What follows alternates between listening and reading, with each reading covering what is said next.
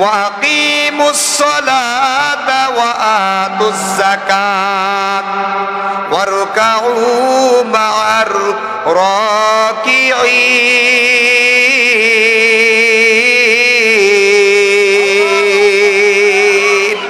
আল্লাহ পাক পবিত্র কালামের মধ্যে বলেন ওয়া আকিমুস সালাত, সালাত আদায় করো।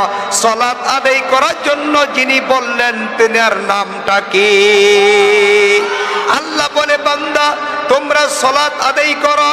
সালাত আদায় করার সাথে সাথে আল্লাহ পাক পরবর্তীতে বলে দিলেন ওয়া আকিমুস সালাহ ওয়া আতুজ যাকাত, সালাত আদায় করো, তারপরে তোমরা যাকাত আদায় করো। আপনারা বলেন যাকাত আদায় করা প্রত্যেকটা মানুষের জন্য কি ফরজ? না, প্রত্যেকটা মানুষের জন্য ফরজ না।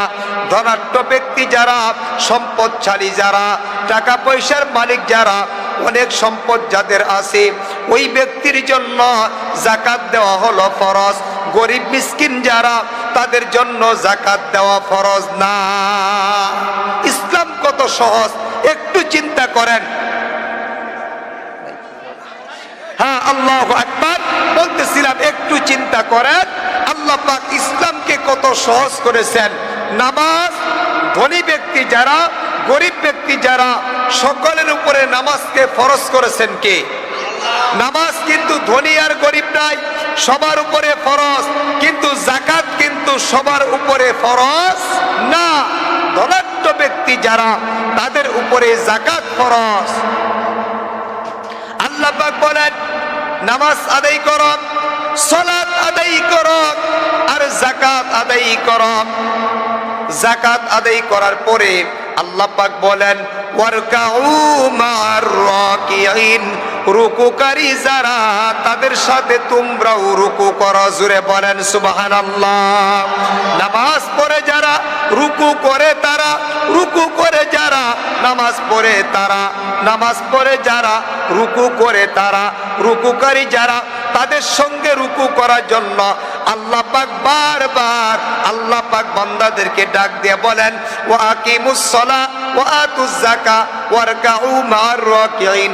সালাত আদায় করো, যাকাত আদায় করো, রুকুকারী যারা, তাদের সাথে তোমরাও রুকু করো। যদি তোমরা করতে পারো, করার মাধ্যমে প্রমাণ হয়ে যাবে তোমরা স্বীকার করে নিয়েছো আমাদের রব একমাত্র আল্লাহ। রব কে?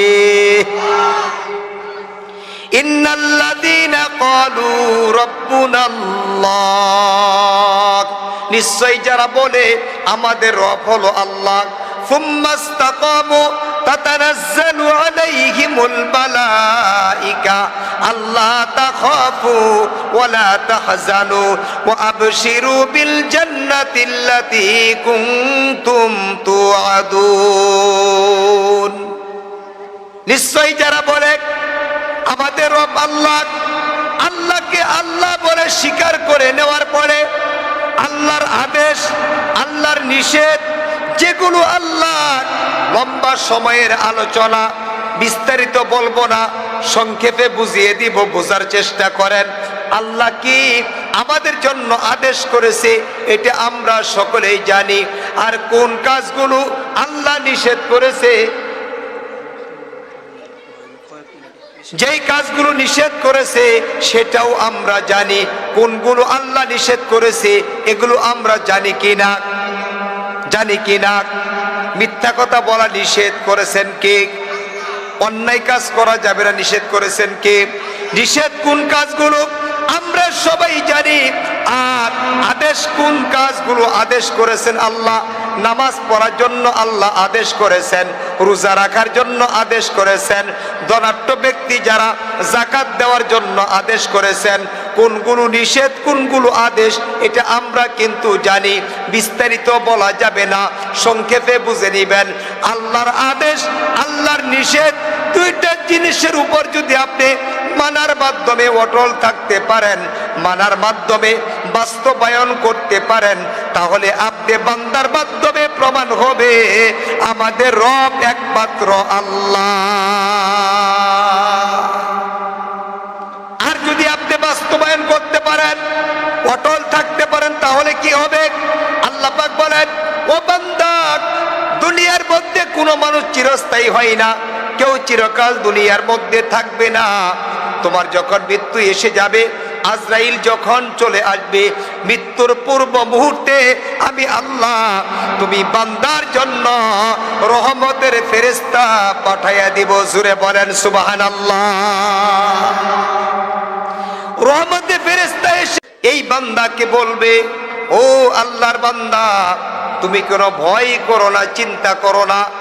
আল্লাহকে আল্লাহ বলে স্বীকার করেছিলা, আল্লাহর আদেশকে আদেশ হিসেবে মেনে নিয়েছিলা, আল্লাহ নিষেধগুলিকে নিষেধ হিসেবে মেনে নিয়ে মানার মাধ্যমে বাস্তবায়ন করেছিলা। এই জন্য আল্লাহর পক্ষ থেকে আমরা ফেরেশতার মাধ্যমে তোমার জন্য সুসংবাদ, মৃত্যুর পূর্ব মুহূর্তে সুসংবাদ দিয়ে, বান্দা চিন্তা করিও না, চিন্তা করিও না, জান্নাতের সুসংবাদ দিয়া মৃত্যু বরণ কর।